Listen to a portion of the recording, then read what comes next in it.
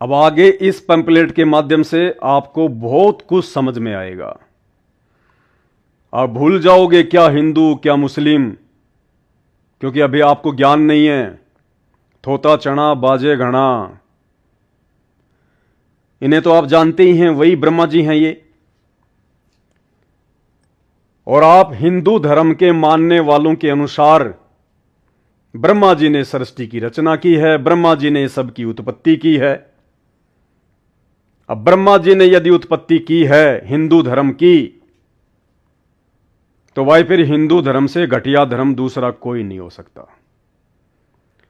अगर आप हिंदू धर्म के मानने वालों के अनुसार यदि ब्रह्मा जी ने ही हिंदू धर्म की उत्पत्ति की है, यदि ब्रह्मा जी ने ही स्त्री और पुरुष बनाया है, और आगे चल के आपने उसको हिंदू का नाम दे दिया, तो भाई फिर उससे घटिया धर्म कोई और नहीं हो सकता।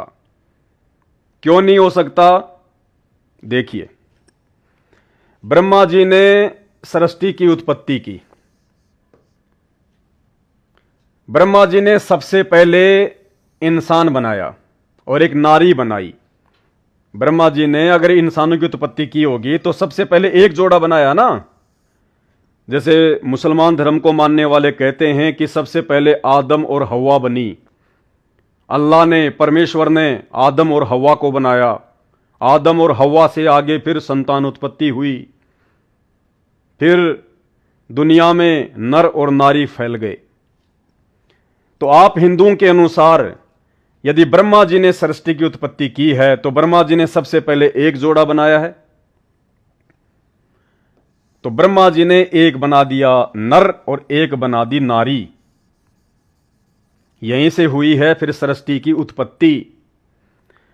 अब ये नर और ये नारी, अब इन दोनों ने शारीरिक मिलन किया, तो दोनों के शारीरिक मिलन से एक लड़का बन गया, एक लड़की बन गई।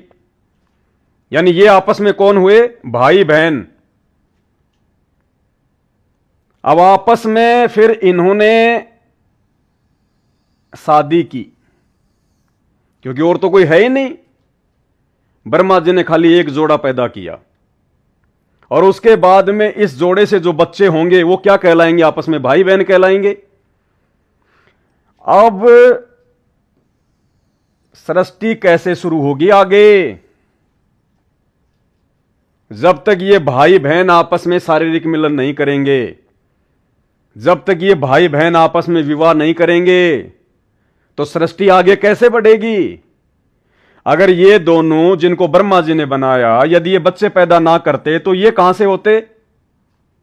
और यदि ये दोनों भाई बहन आगे शादी नहीं करेंगे, बच्चे पैदा नहीं करेंगे, तो सृष्टि में इतने सारे स्त्री पुरुष कहां से आएंगे?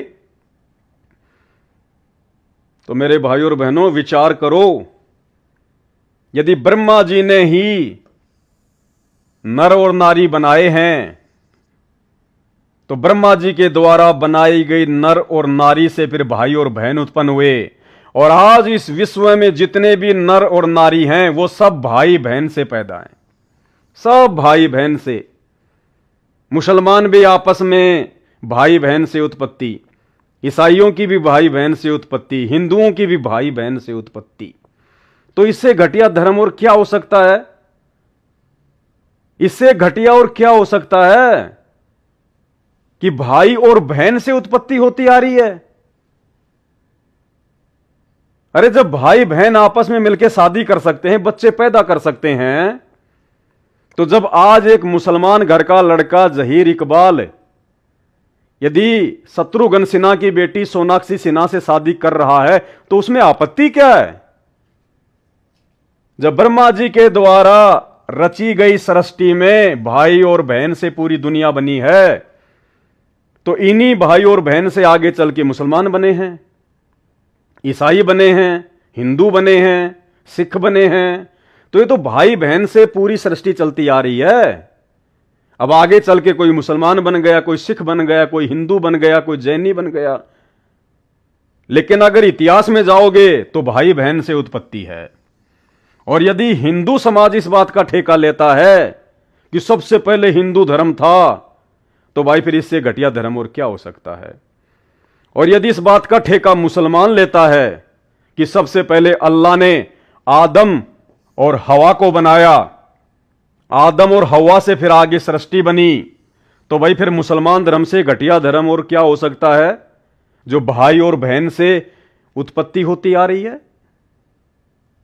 लेकिन ऐसा नहीं है भाई और बहनों। इस विषय पर आपको यथार्थ जानकारी, सच्ची जानकारी, और वो जानकारी जो मुसलमान धर्म के शास्त्रों में भी है, हिंदू धर्म के शास्त्रों में भी है, लेकिन हमारे अज्ञानी और पाखंडी धर्मगुरु तत्व ज्ञानहीनता के कारण समझ नहीं पाए, आपको बता नहीं पाए। वो यथार्थ जानकारी बताने के लिए आज स्वयं अल्लाहु अकबर परमपिता परमेश्वर सतगुरु रामपाल जी को स्वयं 8 सितंबर 1951 के दिन भारतवर्ष की पावन धरती पे प्रकट होना पड़ा। और सन 1994 से वर्तमान समय तक कई हजारों की संख्या में उन्होंने अपने सत्संग प्रवचन करके छोड़ दिए। अगर आपको जानकारी चाहिए तो YouTube पर जाइए, सर्च कीजिए सृष्टि रचना संत रामपाल जी भगवान। आपकी आंखों के आगे से अज्ञानता का सारा अंधेरा हट जाएगा। अब आगे एक और पोस्टर के माध्यम से आप लोगों की आंखें खोलना चाहता हूं, अगर समझ में आ जाए तो। और ये बातें समझने के बाद में एकांत में बैठकर 5 मिनट विचार करना कि हम किस दुनिया में घूम रहे हैं,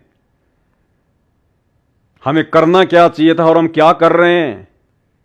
जितने भी हिंदू धर्म को मानने वाले फॉलोवर हैं, भाई बहन हैं, उनमें से कुछ एक प्रतिशत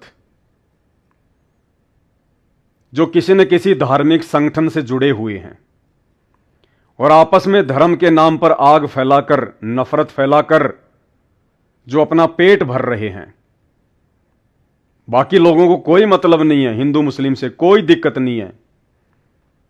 90% मुसलमान और 90% हिंदू जो गांव में रहते हैं, शहरों में रहते हैं, उन्हें कोई मतलब नहीं है इन बातों से। वो ना लड़ना चाहते, ना झगड़ना चाहते, ना फालतू में कोई विवाद खड़ा करना चाहते। उन बेचारों को 2 टाइम की रोजी रोटी से ही फुर्सत नहीं है। ये धर्म के नाम पर नफरत फैलाने का काम केवल चंद लोग करते हैं, चंद लोग जो या तो राजनीतिक हैं या फिर किसी न किसी धार्मिक संगठन से जुड़े हुए हैं, जहां से उनको पैसा आता है, जहां से उनका परिवार चलता है। नित्य कोई न कोई मुद्दा वो तैयार रखते हैं जनता में नफरत फैलाने के लिए। उन सभी से आग्रह है, प्रार्थना है, कर्म मत फोड़िए, सदा नहीं रहोगे यहां पर, अमर कोई नहीं है, और कब शरीर छूट जाए इसका भी कोई भरोसा नहीं है। जैसे ही शरीर छूटा अगले क्षण नंगे उस यमराज के दरबार में खड़े होंगे और वहां पे जीवन भर में जो भी किया पाई पाई का हिसाब देना होगा, पाई पाई का। कबीर जी कहते हैं, तुमने उस दरगाह का महल नहीं देखा और धर्मराज के तिल तिल का लेखा। उस समय बात बिगड़ जाएगी, बहुत महंगा पड़ जाएगा। संत रामपाल जी के YouTube पर जाकर सत्संग सुनना शुरू कर दीजिएगा। पेट भरने के और भी बहुत सारे तरीके हैं।